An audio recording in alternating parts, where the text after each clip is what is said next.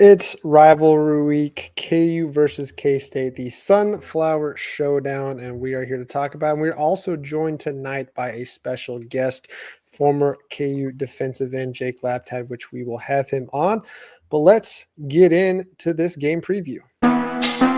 It was good, y'all. It's your boy JD6 here. I'm with my man. Shout out to KC Sports Authority. Make sure y'all go check that podcast out, man. You heard the man.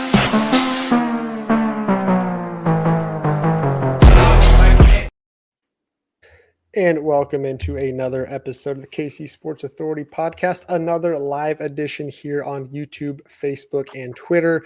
Any of you joining us tonight, thank you so much. If you're here on YouTube, make sure you hit that like and subscribe button below. And the comment section is live and open as always for all of you Jayhawk fans out there. Any take you have, KU K-State football this week, feel free to drop it in there. You can tweet at us over on Twitter. You can comment in the comment section on Facebook, and we will read them to you live here on air. If you are checking us out on YouTube, Facebook, or Twitter, you can also give us a follow on all of our social medias at KCSA Pod. And fellas, we got a fun one for everybody tonight. KU K-State football talk, as we said, big preview game this weekend, 11 a.m. kickoff here in the booth, and excited to talk not only KU K-State football with that big matchup coming up, but have a chance to catch up with, I'm going to say, KU legend, one of my favorite players growing up watching on the defensive side of the ball, a guy that was here for the peak of KU football and unfortunately saw start of the downfall of the early 2010s. But want to bring on former defensive end Jake Laptad to the show. Jake, appreciate you hopping on with us. How are you doing? Thank you, guys. Thank you. Thanks for having me. Well, we are excited to have you on here, talk some KU football, KU K-State, of course, but obviously want to talk about your time as a Jayhawk. But before we do that, why don't you just kind of share with the people a little bit about what you're doing now, where you are, and what it's like maybe being a fan of KU football now. Yeah, so I'm a CPA. I work for Euronet, public company here in Leawood, and manager of accounting operations. So we're just a global fintech company, and I've been working there for the past 3 years. You've been around the area for a while now. One of the former players that's found enough of Lawrence to fall in love with to at least stay close to home. But take me back to your freshman days. You were part of one of the best teams in KU football history, that Orange Bowl season as a freshman. But just take me back to those early times. Why Kansas? What led you to come in here? What did Mangino do to get you to sign on that dotted line, which was the start of a very successful 4-year career for yourself? Yeah, so I owe a lot to Mangino, and I'm actually wearing the sweatshirt that I signed in. Nice. Awesome. When I signed inked on the line at my high school, Jinx High School. And then also want to give a little shout out. We got a commitment from Caden Jones, who's a 4-star running back from Jinx High School. So that's another shout out to him. But I came and they offered, and when they offered, they were my only offer, to be honest. Tulsa was coming a little bit late, but when you get offered from Big 12 and, you're not going to pass that up. So I like the coaches, Coach Young, but shout out Coach Young and RIP to him. He and Mangino, I owe them a lot for getting me up here. And that was a thing that, kind of changed the trajectory of my career. So we've heard from a lot of former players, not just from your era, but over the last 10, 15, 20 years even, that you could say were either overlooked in high school when it came to recruiting. They weren't really a high-star recruit to start out, but over the course of their 4 years, they really developed and turned into a tremendous career. So did you ever in those early days kind of foresee your career going the way it was from a personal standpoint, becoming team captain, being one of the true leaders of this defense and finishing second all time in KU football history when it comes to sacks? For those that didn't know that, second all time in KU football for stats. That's huge. Huge. That's one of my famous stats I like to throw out to any football fan who's a KU fan as well. But, honestly, I just came in ready to work. I didn't know – I kind of expected a red shirt right away. But when I came in, I hit the ground running. And, I never looked back after that. Chris Harris and myself, so I grew up with Chris Harris. He's from Bixby. I was from Tulsa or Jinx. And Chris and I grew up playing AAU ball back in the day, and we'd be in tournaments. So like I've known Chris, we roomed freshman year. So, the legend Chris Harris, who's in the Ring of Honor at KU, we grew up playing basketball together and then playing football against each other and then, joining forces here at KU. Mm-hmm. But I kind of never really expected kind of exactly what happened with my career. I had a different D-line coach every year. So honestly, after we won the Orange Bowl, Bill Young left. I got a new D-line coach, Joe Bob Clements, who's at Oklahoma State now. And so I had a different D-line coach every year. So I was kind of having to prove myself. Actually, the D-line coach my senior year under Gill was actually Buddy Wyatt, who's at K-State, D-line coach at K-State right now. So, I hope we can go out there and steal one this weekend. But yeah, every year I just came in and ready to work and put in, max effort. And I think when you develop that mentality of going to work every day and getting, just a little bit better every day, I think that goes a long way.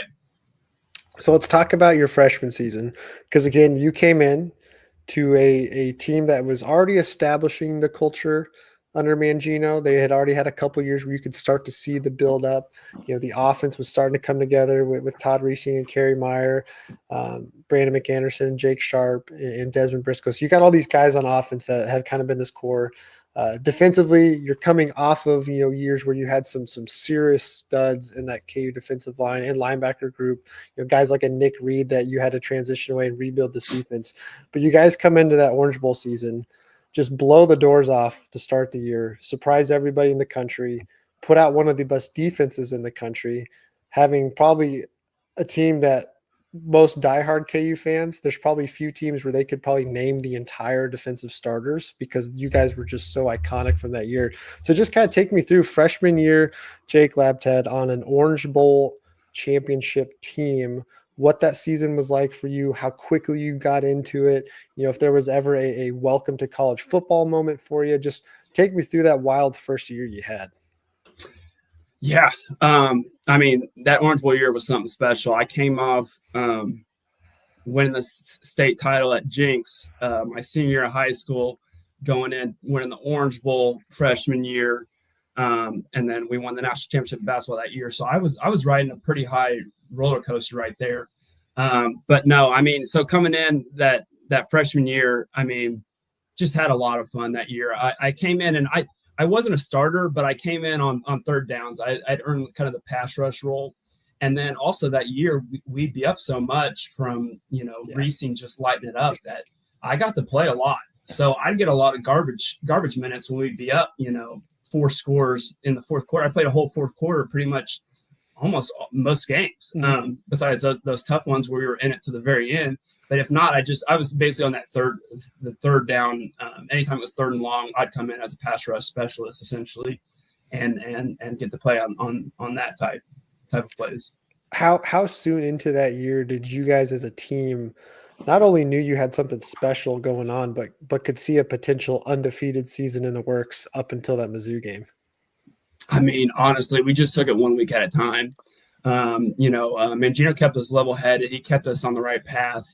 And then our assistants that year, they were great. Bill Young went on and coached at Miami after that, and then he went to Oklahoma State. He's one of the all-time defensive coordinators, in my opinion. Then you got Ed Werner, offensive coordinator, who went on to Ohio State and Michigan. So, you got some great coaches on both sides of the ball, and we started clicking. Defensively, I felt like the biggest difference between that and most of my other years was we played such fundamental football. Everybody had their gap. Nobody was getting pushed out of their gap. Rarely were guys getting pushed out of their gap. So we played really good fundamental ball. You guys have some, feel free if you guys have something you want to hop in with.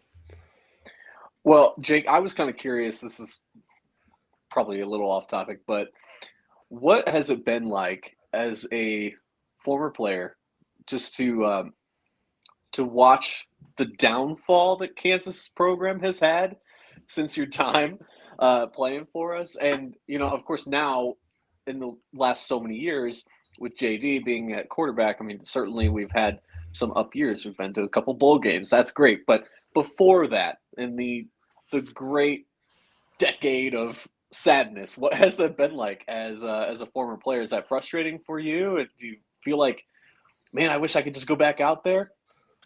I mean, I could give us a good solid 3 plays, but I mean, honestly, as a KU fan, it's just like anything. I mean, you love your team no matter what. So, win or lose, you're still going to watch them. Now, that might dictate how you are around your family the rest of the day, but you know what? I mean, I never lost faith, and Coach Leipold has us in the right direction. And I think we're heading on the up and up. And this weekend I couldn't be more excited for this game this weekend, because I think it's, I don't think there's even a lot on the line. We just have to end the streak, and it's plain and simple. We got to stop the bleed, and just go in there and take it to them, and come out and finish the game. I mean, in my opinion, we should have won the last 2. That's right. We shoot ourselves in the foot, and and so to me, it's just going there, and if you get the lead, play with the lead, and let's finish out a game, from start to finish. So you brought it up. 16 years this streak has gone on of misery against an in-state rival. K-State has been the better program for most of that 16-year stretch. But take me back. You were one of the few players around here right now that was on the last team to beat K-State. And if I'm not mistaken, at least 2 wins out of your 4 years were wins. So take me back to those 2 wins, and then talk to us a little bit about what it's like preparing for a rival, and if you think any of that even is still around in today's college football. Yeah, absolutely. Actually, it's funny you say that. I've got my game ball from the last time we did beat them. That's awesome. So I had a couple sacks on Big Freeman, and then I hit him and Russell Borson, Russell was basically my mentor. He was an Oklahoma guy from Stillwater, and he kind of took me under his wing, and I hit Freeman on one in that game, and Russell came away with an interception. So that was that last win that we got against them was absolutely a fun one.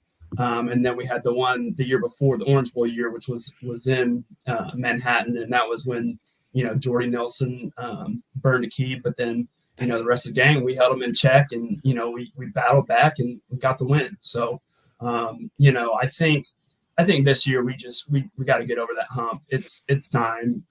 I think the team will be ready to meet the challenge and get in there, get it done. Now most of these guys on this team were either little kids when that happened or are not even around the area. So they don't know anything about KU beating K-State in football. There's all the talk around college athletics as a whole that rivalries don't carry the same weight they used to just because of the way the game has changed. These guys aren't loyal to the same degree they used to be. What goes into preparing for, is there anything different preparing for a rival than there is any other game? And if so, what are some of those differences? I mean, for me, it was, going against Mizzou and going against K-State, you kind of turn it up a notch, because those are your rivals.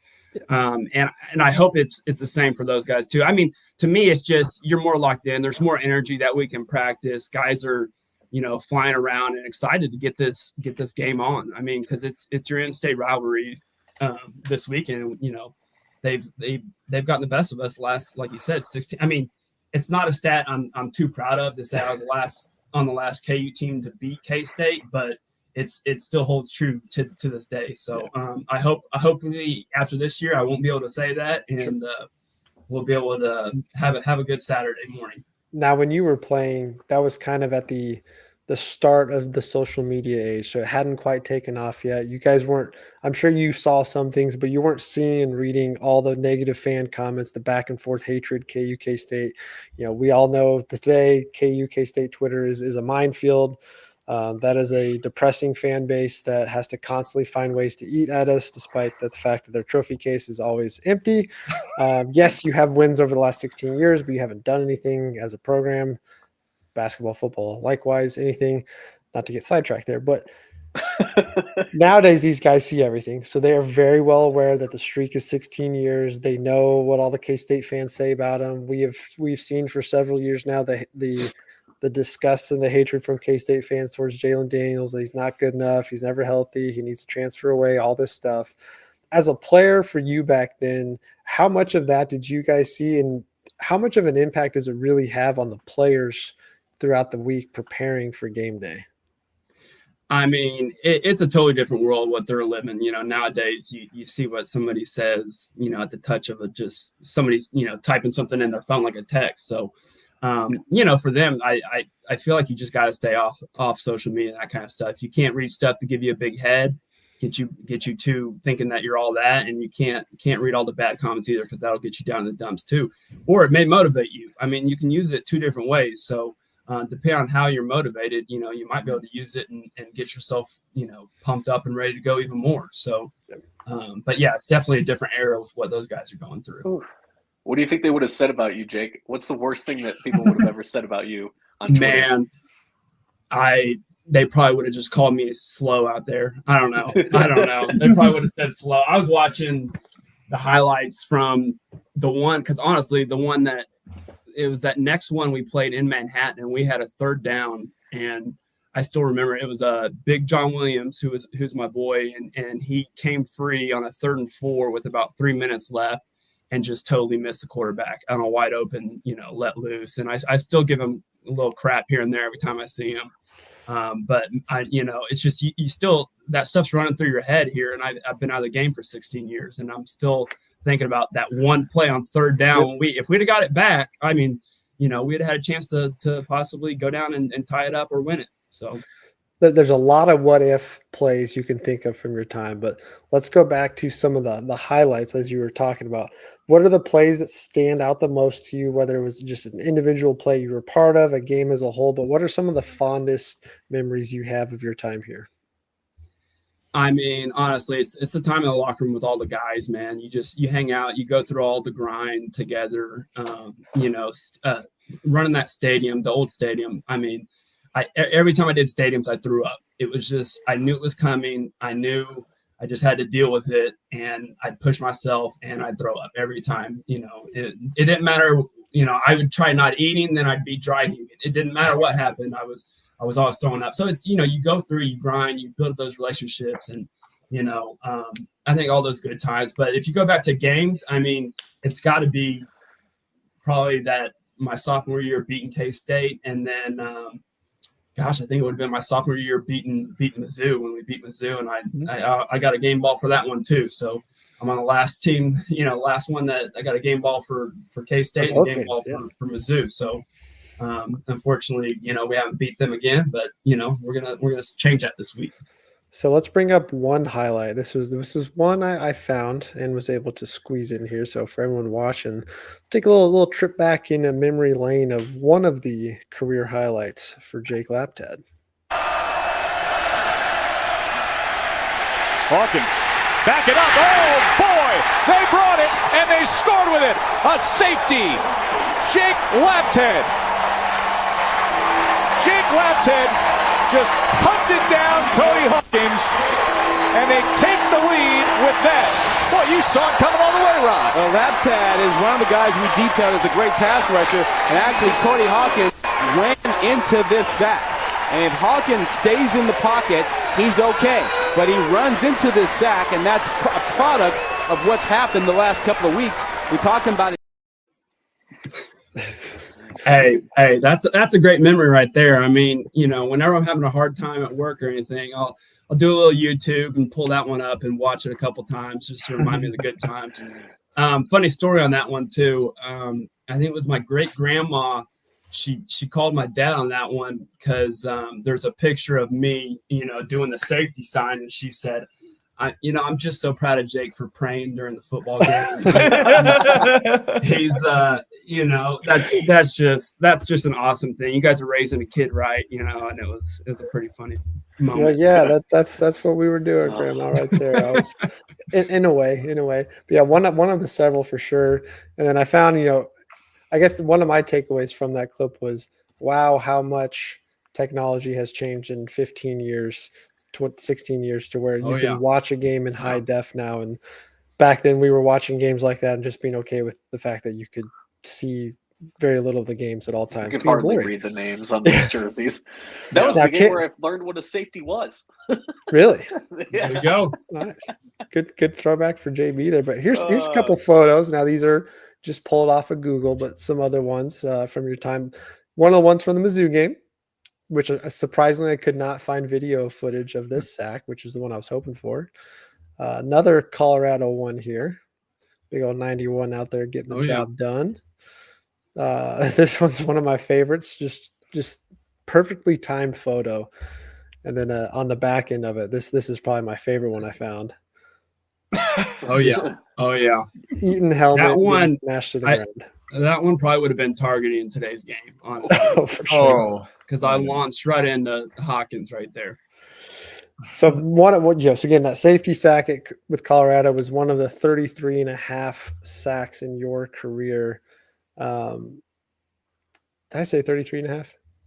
I think it's tackles for loss, but 21. Yeah, tackles for loss is what I was. Sorry, that's what I meant to say. Yeah, 20. I think 21.5 sacks, or 21. Sorry, I was thinking about the tackles for loss there because you were up there in top 5 in KU football history as well. But out of all those, the accomplishments, the Orange Bowl victory, being in the top 5, top 3 in a lot of the record books, what's like the one thing that you take away the most that you were the most proud of in your time as a Jayhawk? Oh man, that's a tough one. I mean, winning the Orange Bowl and the Inside Bowl years were extra special. Our program was on the rise, and it was just a fun time. I think Inside Bowl year was definitely one of the most fun years too, because that's when I started. Probably I think two or three games into that, and then never looked back. So doing that as a sophomore, and getting a chance and playing really well. So that was a lot of fun. And that was my best year sack-wise. I think I had 7 my sophomore year. Mm-hmm. So, I mean, overall, I don't know that there's one, but, when we hung a bunch of points on Nebraska and when we beat K-State that last time, I mean, those were some fun times. And we hung 76 on Nebraska. 70. I have the magazine from that somewhere in my because that was a massive blowout. Something you typically see in a college football game, which we were talking pre-episode here a little bit about how you were also one of the guys that was during the last generation that had a college football game where you could play as yourself. So first off, what's it like playing as yourself in a video game? I was telling you how I went back and played that year this week just to go back and play with you on there. But what was it like playing as yourself in a college football game while actively playing at KU? I mean, it's awesome. It's awesome. That's the first thing you do when that game came out. I remember freshman year, we all get on there to see what our rating is, see how high we are. And funny thing was, freshman year, I get on there, I'm looking, I'm like, all right, where's 91 at? Okay, and I'm like, wait a second. I wasn't on the game. Where's 91? Year. And that one hurt bad because I mean, junior, senior year of high school, I had NCAA tournaments at my house all the time. So I was a big player of that. And so not being on the game when I thought I was going to be on the game like all these other guys were, that one hurt the heart. Also, my goal was kind of to they had impact players on the game. And my goal was to be an impact player my senior year. And, of course, my roommate, Drew Dudley and Chris Harris, they both got the impact players. And so Drew never let me hear the end of that one. So that one stung pretty hard. I do think in that version of the game, though, if you were going through dynasty mode at the time or whatever it was called, I do think you could earn that trait. It wasn't like I know you didn't have it coming into the game that year, but I think if you kept playing through dynasty mode, you could earn that. Because I feel like one of those years you were in the high 80s, maybe lower 90s, probably junior. Yeah, I think my senior year, I was I think one of the higher rated players. I just didn't have the impact on. I was like, come on. Yeah, because I remember that. I think it was. I'm trying to think who was on the cover of it, but I remember you were probably, I think, one of the 3 highest rated players that year, which, not to go negative here, but that was the start of the downfall of KU football. While the offense just didn't have the same things we saw the couple years, after Todd Reesing leaves. Defensively, you guys still had some key pieces out there. I think a lot of people forget that Darryl Stuckey was not just here on the Orange Bowl year. He was here a couple years after, and he still had some of those key pieces like Chris Harris. But, of course, then it starts to downfall. So don't want to get into the coaching change for Mangino to Turner Gill and everything that went in behind that. But what was it like playing for Mangino? What was it like being on the team for the Turner Gill era? Yeah, I mean, during the Mangino era, it was a pretty strict era. I mean, it was bring your work pail and get to work. There wasn't a lot of horsing around. But again, with that, that's what I kind of grew up as at my high school. So I was ready to go in there and work and go earn it. And then kind of, I guess the biggest change from that to my senior year was I was a senior, and, it wasn't with Gil, an absolute great guy. And, we just didn't have the right guys in place. And it really kind of shows you, when you have Todd Reesing, a quarterback who can run an offense to perfection, and then you go to a new guy, it's hard to, for some guys to pick that up. And that was kind of the struggle, KU went through for a lot of those down years, was finding a good quarterback. And, now that we have JD, I mean, look at us now, and he's playing outstanding right now. So very excited for him to play this weekend. Stop the bleed. I like that too. Let's talk about today's day and age of college football, the NIL era, as people refer to it, the revenue sharing. Just first, general thoughts from you on the outside now, this impact NIL is having on the game, recruiting, the ability to build programs, the ability to tear programs down. Just some general thoughts on NIL, and then maybe we'll talk about what that would have looked like back in your day if it was around legally. Yeah. I mean, personally, I'm not the biggest fan because, guys are just going out there and chasing the money, and there's no loyalty to the program that they're at, to the teams that, gave them a chance to come and play at the D1 level. Guys are leaving. And if guys aren't getting the playing time or they're not getting the money, they're transferring the next year, and they're not, guys aren't developing. And I feel like that's really hurting the sport and hurting college football. But, I will say it would have been nice getting a little paycheck while I was here. But I also talked with, some other guys, and I mean, Drew Dudley, he was my best man as well.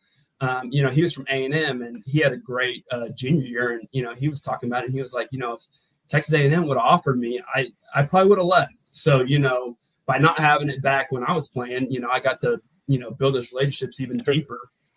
So I think, that's one thing that's being lost with this. But I think that's one thing Leipold's doing great is he's keeping guys are sticking around. Guys aren't leaving for a paycheck. And, I even saw I'm trying to remember what it's Gage, he went to Auburn and now he's back at KU, so there's guys are learning, the grass isn't always greener. And, sometimes you just got to, be grateful for what you have. And the grass is usually going to be greener where you water it. So, go put the work in and go play. Yeah. And those relationships are huge. I think that's a big part of the game today that's just underspoken on is, you can go have opportunity anywhere. But the players also need to realize teams are going to throw anything your way to get you to sign on that line to come to them. That doesn't mean that once you get there, you're going to be the go-to guy. You're going to be involved. I mean, Emmanuel Henderson, 4 or 5-star recruit going to Alabama, basically did nothing in his entire time there. Comes here and he's, one of the shining bright spots of this offense, and opportunities, everything. So it's not, like I said, it's not always grass is greener. But let's say NIL was around when you played or you were playing today, agent calls you up and they say, hey, Jake, you're not going to believe it. I've got the best offer on the table for an NIL endorsement. What is that endorsement that you would want? Golly, I don't know. It'd probably be something sports related, Adidas probably that would have been the cool one.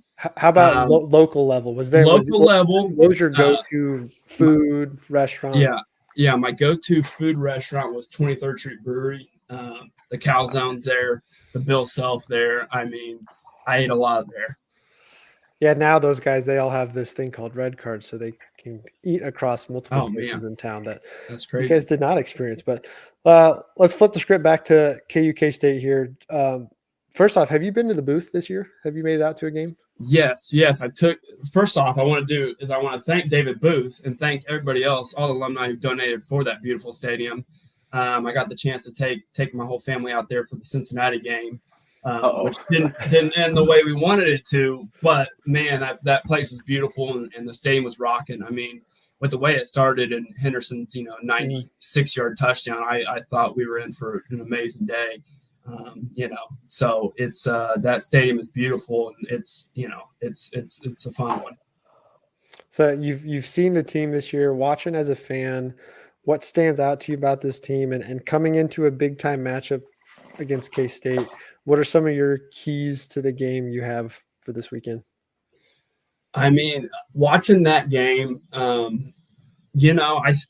offense is it's a very explosive offense. Zabrowski, I think he and Daniels are playing. He's calling great plays. Daniels is running them perfection and hitting guys when they get open. I think defensively, my key to the game is you got to blitz Avery. We've kind of been getting torched on the run or on the pass, and I think you just got to blitz Avery and make him make quick decisions. Our D-line, honestly, even against Cincinnati, that final drive, we played great. 94 played great. Herod, we've got senior D-tackle. It's our most senior position, honestly, it's D-line. And they were getting hits almost that whole drive on that Cincinnati game, and we just couldn't come away with it. We even had, a drop pick that was almost ended it. So I think, my key to the game for K-State is basically just blitz them and see where that goes. Yeah, and you've got a lot of speed in a guy like Avery Johnson, which somehow K-State is having a bad year to their standard, a very similar year to what we had last year. But they've got one of the most explosive athletes in the country, and they don't seem to run him as much as we all anticipated or like we've seen the last couple of years. But from the defensive line perspective, when you're going up against a guy that's a dual threat quarterback like that can take off and run, what goes into your preparation that week to get you ready for the chance that he could blow by you? It's not just pin your ears back and go after the quarterback. Yeah, I think it's you really got to contain. You got to stay in your rush lanes.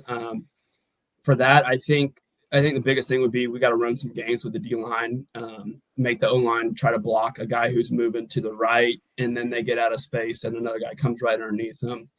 I'd run some games and then maybe between and I think it's a lot on the D line and on the D ends and putting pressure and not giving him as much time as he has and not letting him get out. Like you said, I mean, when he gets out and he gets some space, these past 2 games, he's actually been running quite a bit. So, I think you put pressure on him and try to make them run the ball and make them more one-dimensional. I've only got one more non-K-State football question for you, so I'll kick it over to you guys if you have anything you want to get. Jake, I was going to ask you, we kind of just touched on it with Avery that we want to blitz him. I mean, what I've found is that KU, not just this year, but in multiple past years, has always seemed to struggle with a mobile quarterback. We always seem to struggle with that quarterback that can just run all over the field. What are we doing wrong as a program lately to where that's such a problem in your view? Yeah, I don't think it's anything more as a program. It's more of like a unit. The guys got to play together. You got to stay in your gap. You can't get pushed out of your gap. And then contain. It's all about containment. You can't get too far up the field as a DN or a linebacker rushing off the side. But I mean, honestly, between Kamara, you got Latham in the middle. Maybe you put a QB spy on him with Latham and have him spy a little bit. But to me, it's more of like blitz and don't even make him make a quick decision. But I feel like when he makes those quick decisions is when he makes a mistake. Falters. Yeah. Which is why it's still surprising to me that they've been throwing as much as they have with him and trying to turn him into a pocket passer, because that's been his biggest weakness. I said it, I think, at the beginning of this year when we were doing our season preview. We were talking about K-State, and somebody had asked me, whether it was on this or somewhere else, why are you not nervous about the K-State game this year? And I was like, I look at Avery Johnson, tremendously talented, But up until this season, he's never had to go win them a game with his arm because that's not his strength. Doesn't mean he's not a good quarterback and can't throw the ball, because this year we've now seen they throw the ball a lot with him.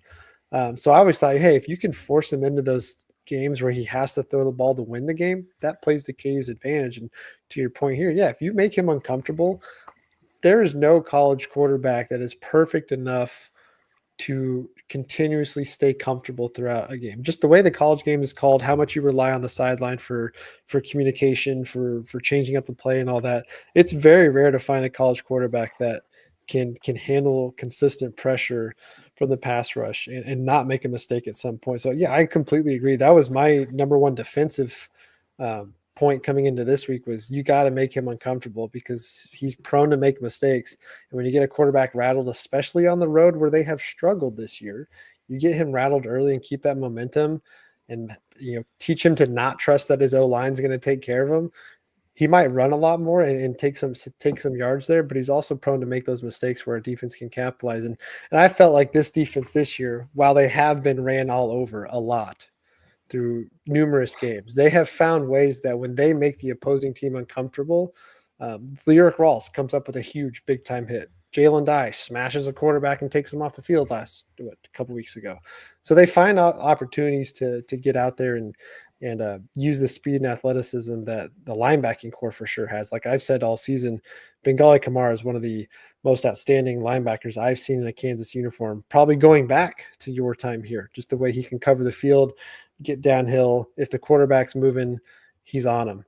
So I think that's huge. Make him as uncomfortable as possible for sure. Austin, you got anything you want to throw in? I know you've been quiet in this one. I feel bad. No, it's all good. One question I had for you, Jake. I mean, going into this game, like, what do you think the message is in the locker room for Saturday? What do you think Coach Leipold's telling the team, and what do you think the message is in the locker room? No, that's a good one. I'd love to sit in on it and see what it is, honestly. But I think it's just, you know, hey guys, they beat us 16 times in a row. You know, this is a rivalry game. We're not making it look like a rivalry game. Let's go out there and play our game and take it to them. I mean, it's got to be a mentality. It's got to be, I hope there's a sense of urgency on both offensive and defensive ends, you know, this week. And, you know, I hope it's just like, hey, you know, defensively, my message would be for those DBs is like, hey, listen, it's okay to get beat, but just hold on to your guy and let somebody else come and knock them out, which, sure. You know, our DBs are kind of just getting beat, and then it's kind of they're giving up, or, you know, guys are breaking long runs. Like, it's okay, tackle them and play another down, you know, bend, don't break, you know, just, I think it's really, you know, I think he'll have the team ready to play, but I'd love to sit down on that pregame message to the guys.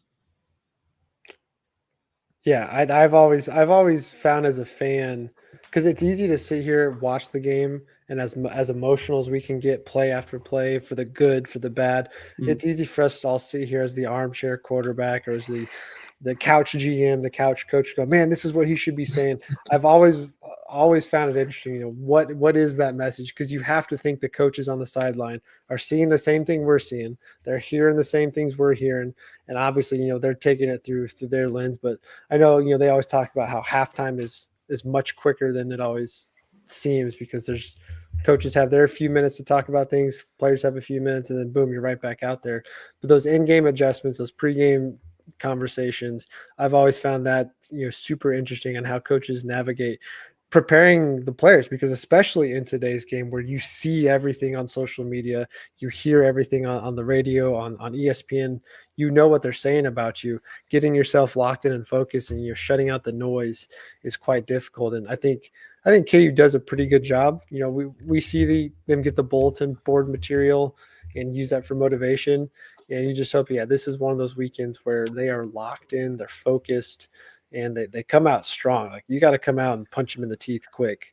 Because K-State, while they've had a bad year, they are starting to trend upwards. And they're getting to that point of the season where they look much better than they have the first couple of weeks. And the last thing you want is, you know, a game to come out where you are the better team and you should be the better team all game, and you let them back in it. But I had one more question, and then we're going to dive into a little bit more of the game preview and kind of the breakdown. So Jake, if you feel like you want to hop off after that, feel free. If you want to stay and talk some more K-State football, for sure, or K-State KU preview, feel free. But I always like to ask every former player this.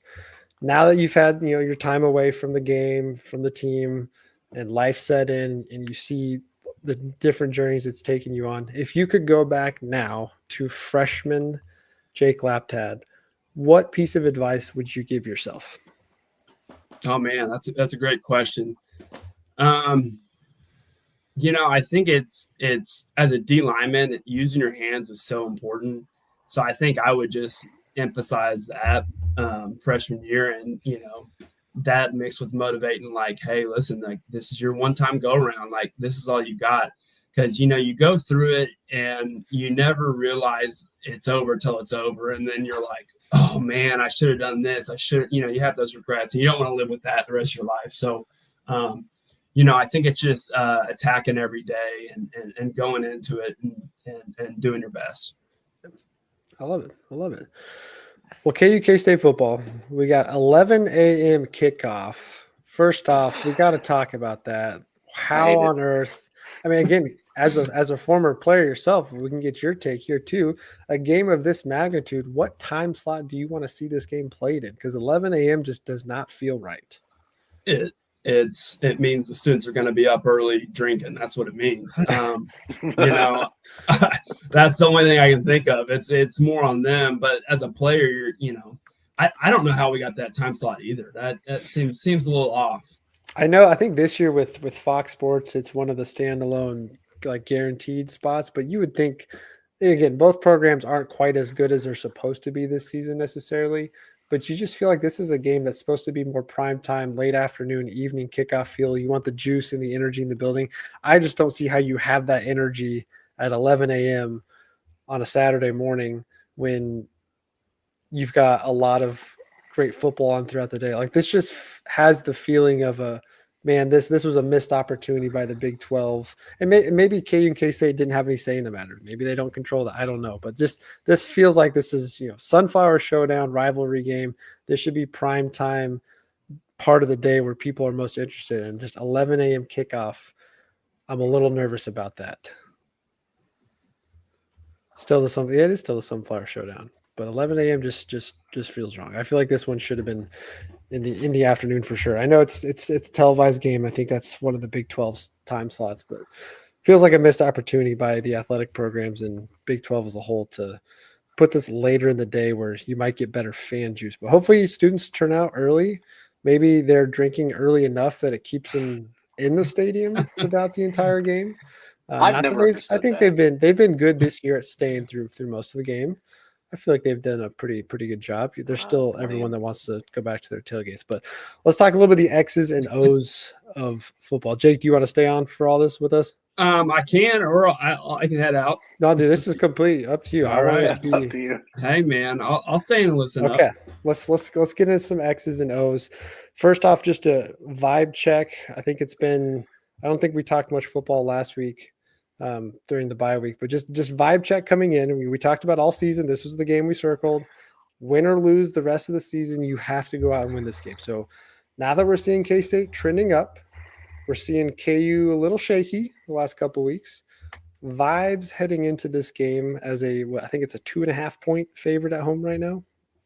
Dude, it feels good to be favored in the game against K-State. Can we talk about that? My God. When was the last time that we were favored? It's probably when Jake was probably playing. 16 years. When was that last time? Probably thanks to Jake and the rest of the crew. I cannot overstate how much of a must-win this game is. It's going to define our season. And shout out to Ain't No Seats, because AB on Ain't No Seats brought this up. And he's so right. It is the most pivotal game. It defines our season. Our season comes down to this game. If we win this game, doesn't matter what happens the rest of the season, we're all happy. If we lose this game, it probably means that we don't even make a bowl game. I mean, it could come down to that. And we'd have to really lock in for the later half of the schedule. Not saying that we can't do that, but this has major bowl implications for both teams. It is one that I think of all of us are, of course, tired of the 16 years straight of losing to K-State, but it's also the last year that we have JD getting a shot at K-State. And man, it's just all these things are kind of coming in together one after another, and it just culminates into absolute must win. If we lose, I fear for the future of our season. You have a serious chance to, I wouldn't say end K-State season, but to really like punch them down. Yeah, they are they're 3-4 right now. You have a chance to send them to 3-5. Not that they still can't get bowl eligible, but you have the ability to kind of shut their season down, but also still propelling yourself forward. 4-3. Not saying that this is likely, but there's a small outside chance that if KU wins out, they could still potentially go to a Big 12 championship appearance. They got to have a couple other things go your way. Sitting there at 2-2 and half the league above you, undefeated in conference play. But this is a big game, as you said, pivotal for the rest of the season. I've been wanting to throw this out there to everybody is this the game for the fan base, not to define Lance Leipold's career and tenure at Kansas so far, but is this one of those, legacy defining games? We've talked about how JD has had a couple legacy style games over the course of the season, but is this one of those games for Leipold that from the fan base's perspective, you go out and win this? Not that he's on the hot seat whatsoever, because he's one of the more successful coaches we've had in a long time, but we have been disappointed a lot the last 2 seasons in games that we definitely should win. So I think the fan base is getting frustrated and had some inclinings on he's not the guy to get us over the next hump. He's going to raise the floor tremendously, but he's not going to push our ceiling any higher. It's like, to me, this feels like you go out and win this game. It shuts all those doubters out, at least for a while, yes. But it gives you a lot of momentum to continue to grow what you're doing. If you go out and lose this game, KU basketball starts next week. I mean, we've said for 2 years now that this is the deepest into the season. Fans have been paying attention to KU football, and they've had 2 seasons to keep our attention because we had 2 of the worst basketball seasons we've seen in our lifetime. But Darren Peterson's lacing it up for the Kansas Jayhawks next week, and we are on the verge of potentially tremendous season. So, this is your chance, KU football, to go out there, beat an in-state rival, keep the fans' attention, and I think for Lance Leipold to not necessarily cement his status, but to put a lot more favorability from the current fan base into feeling confident that the long term he's going to continue to get us to that next step, and not just. I mean, he's brought us from the bottom. I mean, we were at the bottom of the barrel, as low as you can get, and he has brought us tremendously up from that point. But now, how high are we on that ladder, and how much higher can he take us? To me, the outcome of this game will say a lot to that. Yeah. If we win this game, we're going to be in a position, like you said, to essentially not care that the basketball season is starting. Jake, you're sitting around here still. What is I know I'm hearing this player, stuff. I'm like, man, I should have jumped out of here while I had a chance. Well, I mean, no, and that's you're welcome to any time. But also, I mean, while you're still here, think about this, man. You're a former football player, and there have been. I mean, Kansas is known for basketball over football. As harsh as that is to say at times, it's just something that's just always been true. Our school, no, yeah, it is the truth. Yeah, I mean, I remember being in classes and guys would be like, "Yeah, I came to Kansas because their basketball team." And I'm like, "Wait, how disrespectful does that sound, right?" And here we are. That is. Would you agree that? I mean, man, it's gotta rock your world as a former KU football player for the fan base to really just be in a position where, basketball is starting very soon, but man, I'm still fired up for football. Man, I'm still ready for the next football game. That's just got to be you're in the twilight zone. You're just in fantasy land, basically, because that's not been the reality ever. Really, but that's what this game can do for us. Yeah, for sure. I mean, it's a must win. We got to get this. We got to get this monkey off our back. And I mean, Lance Leipold's taking us in the right direction. Win or lose, we're still headed in the right direction. Oh yeah, and we'll have. You're not on the fire lanes. Yeah, I'm not joining any of that train. Because we still got Oklahoma State next week, and they might be one of the classic trap game. I mean, it could be, but that gets us up there. I'm obviously counting that as a win, but no, I think obviously this is just a huge game. We got to get its rivalry. Let's end the streak. Let's go out. Let's take care of business. And that said, I am super excited about this basketball season. I think Darren Peterson will be a household name across the country, not just in Lawrence and in Kansas City area. He'll be a known, throughout the nation. So yeah. Austin, let me ask you from the social media landscape, what have you noticed this week coming from the K-State fan base? Anything there that brings any talking points in this game? I didn't have time before this one, but I was going to go listen to a K-State podcast just to kind of get their feeling. Do we trust them to bring any substance to this conversation? I don't know. I mean, it's been a frustrating season for them, and I think they're a bunch of the K-State side is in their feels right now, like we were the last couple of years. Because again, their season this year is very similar to what we had last year. They had high expectations to come in as a Big 12 championship contender, win 9+ games, Avery Johnson compete for Heisman, and it just hasn't gone that way. And there's been a lot of frustration on their side. They're saying a lot of the same things you're hearing our fan base say about Chris Kleiman, the way we've talked about Lance in some of these big games. Now, different issues going on over there in Manhattan with their football team, but they're still a talkative bunch on Twitter, and they always have something to say. But Austin, have you pulled anything or noticed anything this week from their fan base? I mean, I don't think you've kicked anybody off yet this week, from what I can tell.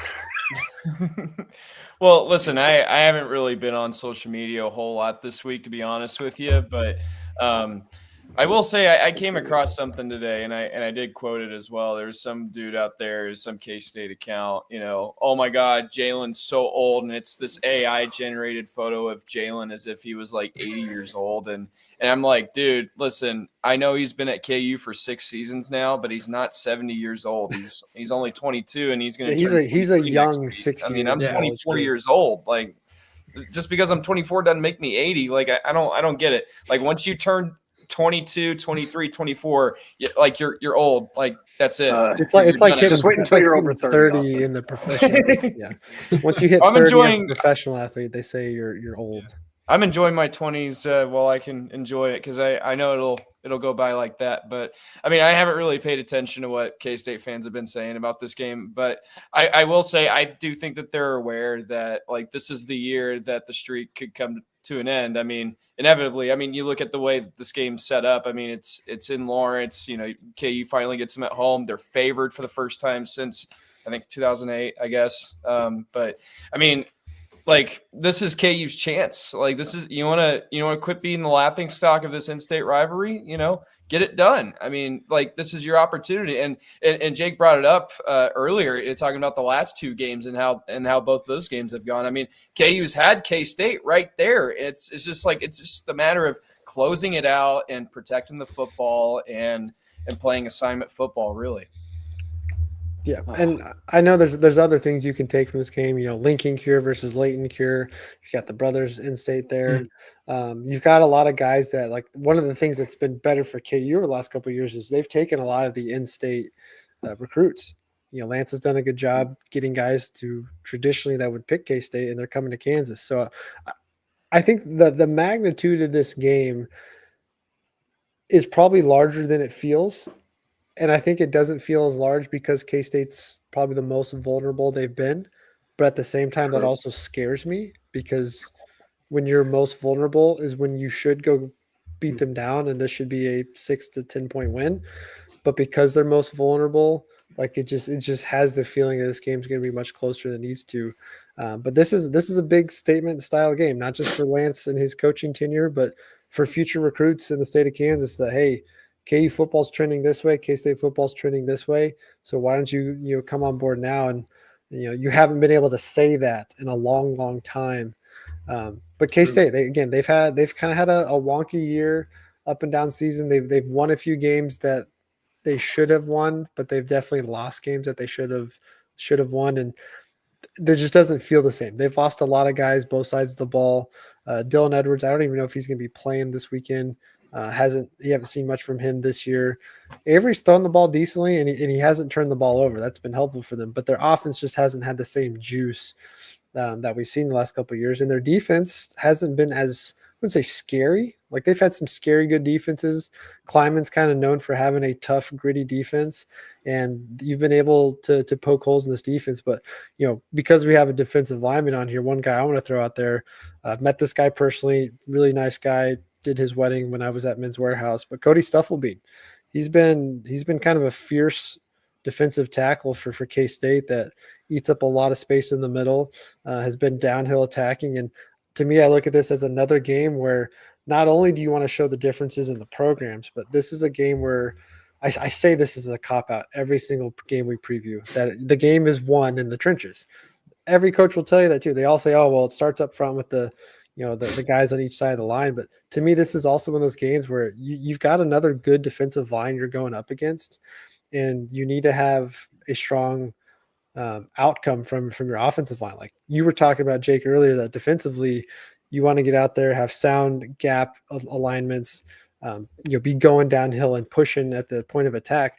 Well, you need to have that on the flip side in this too. Your offensive linemen, you want to be pushing forward. You don't want to be coming backwards. And I can't remember who I was listening to earlier this week where I saw this, but they were talking to an offensive lineman. I think it was on Fox Sports. Ephraim Salam was talking about, as an offensive lineman, you always hated when the first 15 scripted plays were mostly pass plays as an O-line, because that meant you were going backwards to start the game, and you always wanted to go forward and tell the defensive guy in front of you that you mean business. Like, to me, this is one of those where you want to show your physicality. You want to come out, be the stronger, be the tougher team, be the bigger team up front, get the ground game going, because we know Jalen's talented enough to break him down through the air. I want to see us out physical K-State. I want to see us go out there. I don't want to say manhandle, because I don't think we're at that level yet. But I want to see us go out there and be a physically dominant team that's showing the signs that this program's heading continuously in the upward direction. Because if you can out physical them and just from the point of the attack be stronger, that gives you so much momentum later in the game when it comes to the right kind of play calls, to where it's 3rd and 1, and instead of calling a 7-yard drop back against the best defensive line in the country and getting sacked for a 10-yard loss, you're able to punch it right up the middle because your offensive line, is giving them the business. And that's kind of where I see some of this game going to, for sure. Other thoughts? What do we see? How do we see this game breaking down? Keys to a Kansas victory? What scares you the most about this matchup? All of it. I think one thing that scares me the most is how good our special teams has been all season long. And, we look at the way the last 2 games have gone. The special teams have just muff punts and muff kicks, missed extra points, that are blocked, returned for 2 points. I mean, I knock on wood, the special teams unit is going to have a pretty good day on Saturday. I mean, knock the wood hard. I mean, literally, they're going to have to have their best showing on Saturday, and they've been looking good. I mean, the punting's been good with Finn Lappin, and Laith Marjan has been unbelievable kicking the field goals. And as far as the kick returning goes as well, Henderson and Tate Nagy, both of those guys have done a pretty good job. But yeah, special teams, you got to be on your A game. I don't want this game to come down to special teams again. It's the most Kansas thing ever to lose because of special teams. Even when our special teams, like we were joking about that on another podcast earlier, and I'd put in the comment section, they're like, all right, what's the special teams play that's going to do it this year? And I was like, no, we can't even talk about that. Yeah, you should have talked about that. But yeah, you got to be fundamentally sound special teams, which, hasn't been our forte past couple of years. But yeah, this year they've been spot on. I mean, I think it's understated. Laith Marjan had that, was I think a 56-yarder going to halftime a couple weeks ago. I think it was 52. Seeing that 52. Yes, it was somewhere up there. Which still, for a college football kicker, first off, that's impressive. But to see that out of a kicker at Kansas, I didn't do the research on this, so this is just me quickly going through my mind of kickers of the last 15 years. Maybe Scott Webb hit a 50-plus yarder back in the day, because I think he's probably the best kicker we've had in my lifetime that I can think of. Matthew Wyman hit a couple deep ones. And then I always forget who was in Oh, between Scott and there was another Scott. We had two Scotts. Scott Webb. Who was your kicker in 08? Scott Webb was our kicker. Yeah. Bramstetter was the one who Jacob Branstad, that's what I'm thinking. Yeah, man. He had I was watching the highlights from that last K-State game my junior year, and he missed, two just chip shot field goals. And I'm like, golly, I didn't even remember that. But it's just It always comes down to tough. special teams. These two It teams always play. happens, man. I guess, what do you guys see as some of the advantages KU has in this matchup? Like, I can break down the stats for you for K-State. Their defense is solid. They're not great, but they're not bad. They give up 4 yards a carry, so they're susceptible in the run game. I didn't really get into how many big plays do they allow, because KU is a big play style offense with Henderson and Pickett. But where do you guys see Kansas has the advantage, other than it being a home game and Jalen probably poised to have one of his best games of his career? Because I think mentally he is so locked in that, guys, I'm going to freaking will us to a victory in this game, no matter what it takes. Yeah, you can speak to the grit. You can speak to the team never letting go of their lead. I mean, we can try everything that we need, and honestly, we should, to win this game. We talked about it with the Texas Tech game, that we would need a perfect game and to win that, and it was more like wishful thinking to speak in those manners. It was more like, all right, guys, if we're going to win this game, it's got to be pure perfection, and we might actually have a chance. This time, it's like, all right, guys, we're going to win. We still need perfection. But it's not that we might have a chance. We absolutely can win this game. We just have to clean it up. We can't turn the ball over, and we can't give them extra chances with special teams mishaps. We can't give them hope with a missed field goal, right? Like, we need everything to go our way, and I think the chips will fall exactly how they should. We got the home field advantage, and it feels good. Overall, I mean, there's a reason why we are favored in this game. We are the better team, and I think we can take the confidence in knowing that we are the better team and just own it, and not give them a chance to think otherwise. I think for me, I definitely want to see. We've talked about all season. End of first half, Leipold has gotten crushed, not just by the fan base, but national media, writers as well, that our end of first half, we get very conservative and timid. Let's just run the clock out, go into halftime comfortable. Now, one of those was the Laith Marjan kick to go into halftime, which we haven't seen much this year, but I want to see us keep that foot on the gas pedal. So start off aggressive early and maintain aggressiveness. I mean, we go back to that Missouri game. They knew coming into that game they weren't going to have their starting kicker. They were going to a backup. They played aggressive from the start, knowing that when it was 4th down and short, we're not thinking about kicking a field goal and missing it. We're going to go get the first down, and we feel confident our guys are going to beat your guys. I want to see some more of that in this game. I'm not saying get cocky and arrogant and go overly aggressive, but you got to have some fight and push. And I think what we've seen is at times when KU goes into the end of the first half like that, then you know that the start of the second half, it's that momentum still swinging to that opponent. So the first drive coming out of the second half is a slow 3 and out. And then now you're playing behind in the third quarter, and you have to play aggressive to catch back up. So I want to see that end of first half, end of game, end of the second quarter, fourth quarter. How does Lance manage the game? Because that's been one of the talking points that he's struggled with in the last couple of years of, hey, when the game is on the line and we have an important play call, he gets conservative. And to me, this is one of those games where you don't want to get away from what you do best. Like I know, Jake, you said it. You got to stick to your fundamentals, rivalry or not. You got to go in with the game plan you have and don't change who you are. But you also don't want to be complacent and let the other team kind of dictate how you're going to play. Like take it to them. Take it to them from the start. Punch them in the teeth early and don't stop. Jake, has there ever been a time where you disagreed with the head coaching call that was made in a key situation, 2-minute drill? Like, ever been a time when you're just like, no, like we should totally do this instead, or oh, we should definitely stay on the field. Don't try to kick the field goal. Like, has there No. ever been anything you disagreed with?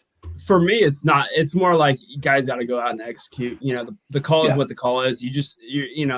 We're soldiers, and he's giving us an order. You're going out and execute. So, I've never been mad at a certain call. Okay. But yeah, it's more like, to me, it's on the players to go execute. If we, going back to that Cincy game, I mean, we had a drop pick and then fourth down. I mean, even if we tackle the guy in bounds, there's still the clock's turning. I mean, there's less than 2 minutes left. I mean, we still have a really good shot of, they're hurried up and, we still got a really good shot of winning the game, but we let them get out of bounds. They get all the whole time. And, you just can't let one bad thing roll into another. You gotta kind of, roll with it and make things happen.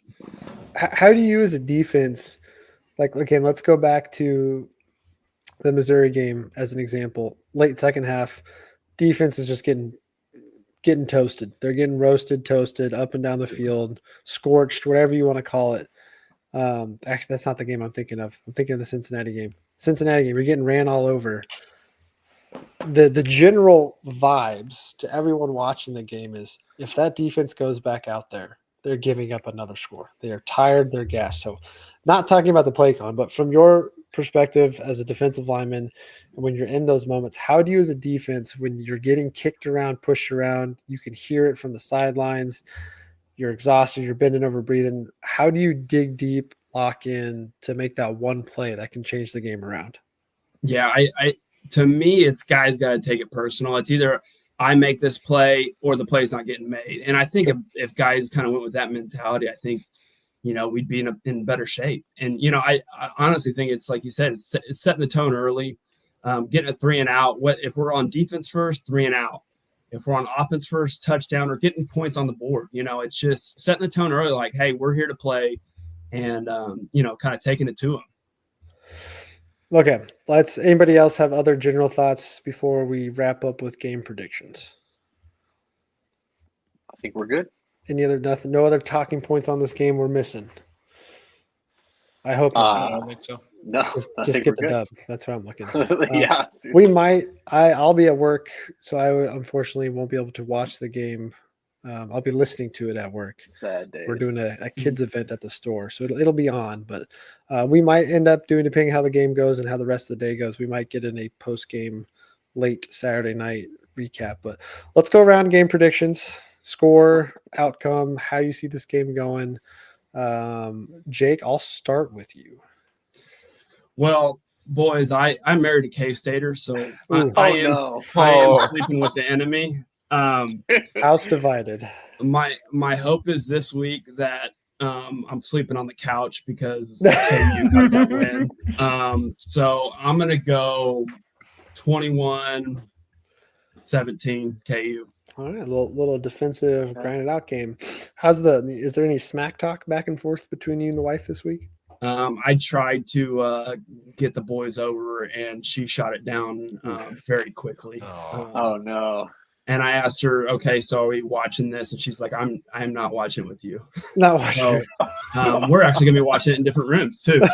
So are you guys watching at home though as a family? So I think so. So the boys can go back and one forth, downstairs. Yeah, I got a 6-year-old daughter and a 2-year-old boy, and then another boy on the way, which is kind of the reason why she was like, I'm pregnant. We're not having anybody over.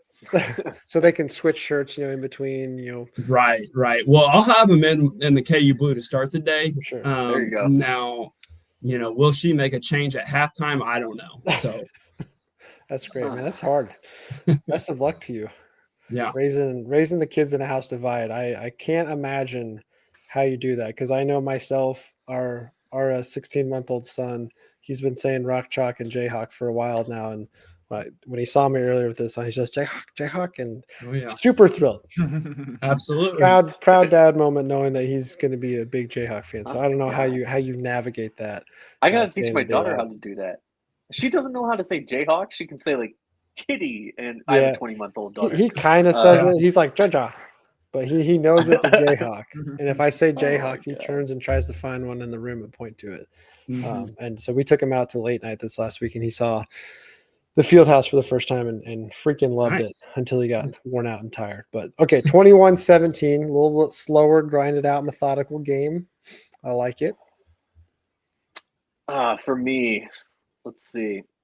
I'm going to shout out Locked On Jayhawks because I love the point that Derek Johnson brought up that we came so close all the last couple of years, right? But if we had just scored 30 points, we would have won the game. So I'm going to say that we score 30. I think we score exactly 30, and I think it's going to be 30-24, and we somehow, like, they have the ball, K-State has the ball, they need a touchdown, right, to win the game essentially after the extra point, but we stop them and time will run out.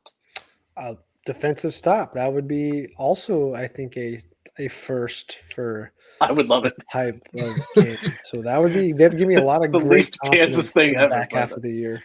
Yeah. So we got 21-17, we got 30-24, a little bit higher scoring. Austin, what do you got? Interesting fact about the last three matchups. KU has scored 27 the last three games against K-State. So in 22, scored 27 there. And then the past two, we scored 27-31 and then 27-29. So, the main objective for KU is to score more than 27 points. Otherwise, they're probably not going to win. So if they can get past that 27-point threshold, I'll feel a little bit better about KU's chances of beating K-State this year. But I'm going to stick to it. I do believe that KU will finally end the streak. And yeah, kind of like what we've been talking about. It's like, KU's good enough to beat K-State. It's just a matter of whether or not they shoot themselves in the foot, like the last two games.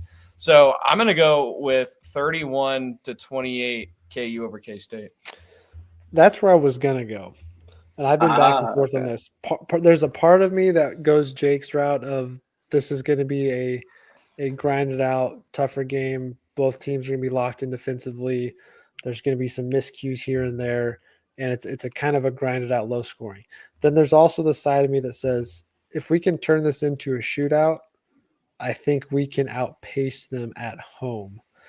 But then when I say that out loud, it makes me scared that our defense just can't contain or get to the point. So I'm going to kind of settle somewhere in between. I didn't even want to say 27 now that Austin said that, but I was going to go 27-23. So I'll go 24-20. Kind of in between. I think the first quarter, the score at the end of the first quarter is going to be is not going to be truly reflective of how the game ends up. I think you're going to start off with a ugly first quarter by both teams because of the energy surrounding the game. I think we'll see some mistakes, a couple rough drives. So I think it'll be low scoring first half. And in the second half, we start putting some points on the board. K-State chooses to go for it on a key down instead of kicking a field goal to keep it a 3-point game. They miss it. KU gets the ball back, grinds it out. So I'll go 24-20. And that's our predictions. Haven't seen much else for predictions thrown out in the comment section by anybody. Bob's been going off all night here in the comments, and nobody's been wanting to combat him. So he's got a ton in there. Would be great to pull Chiefs and shut them out. I would be super impressed. Don't think this defense is capable of doing that. I don't see that in the cards for it. But if KU's healthy, I do think we have the right pieces again. I really love our linebackers. I think they're super athletic and have the capabilities to really change the game. The defensive backs, the safeties in particular, have been struggling at times. But when you're not getting effective pass rush up front, they're going to struggle. So, again, I look at the defensive line. Dean Miller, calling you out, man. Like, this is your senior year. You're the go-to guy. We've had 3 straight seasons of pretty dominant pass rush from an individual, and you're supposed to be that guy this year. Haven't seen enough of it. Doesn't mean you're not capable. Doesn't mean you're not good enough to do it. But put this one on your back, man. Go out there and get after the quarterback and give us some fun on the defensive line. Because I think if this D-line gets out early and attacks them, it's always nice when we have defensive linemen on to talk about the defense. When we had Sam Bird on last year talking about defensive line, same kind of thing. It's easy to talk about the trenches. So go show the strength that our defensive line has. A lot of returners in that group. A lot of strong guys, good effective pass rush. Get out there and make this K-State offense uncomfortable. And let's get it done. We don't want to sit here next week frustrated about another weird loss. Like we're just tired of it. Get the job done, get the win, move on to Oklahoma State, get that win. And we're sitting here 6-3, bowl game eligibility's locked up, and then win out. And who knows? Maybe we're in a Big 12 championship. Oh, come on.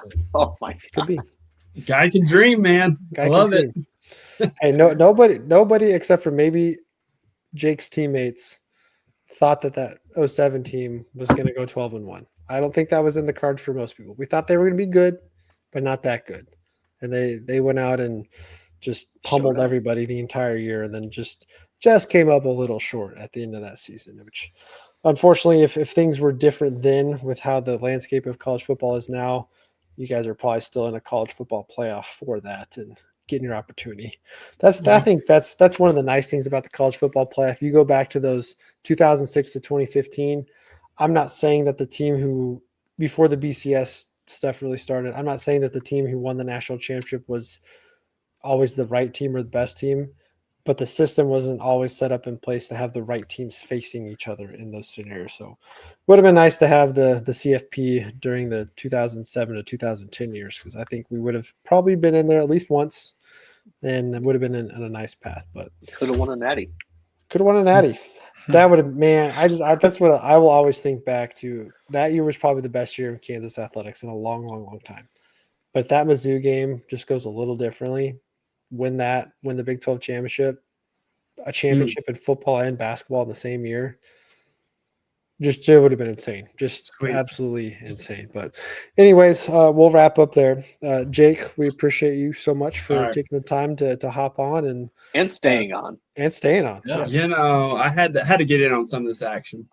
Die hard KU we fan. Appreciate you, Jake. Former player, ambassador to the program, still around the area. Is going to be in a hostile environment at home, trying to cheer on the Hawks and hoping that he can respectfully rub in the win on your wife that weekend and show her why KU is going to end the streak and turn that streak in the other direction. But seriously, man, we appreciate you hopping on with us. For Austin and JB, I'm Keegan Russell. This is the KC Sports Authority podcast. Make sure you guys are staying tuned for all of our basketball season content. We have our preseason episode is up and out. If you haven't seen it, go out and check it out. Because basketball, we have a exhibition game in 2 days, and then not too far off, basketball season's underway, and that's when the real crazy action gets going. So make sure you're tuned in anywhere you get your podcast. Give us a follow: Facebook, Twitter, Instagram, TikTok at KCSA Pod, and we will catch you guys in the next episode. Rock Chalk. Rock Chalk, boys. Rock Chalk.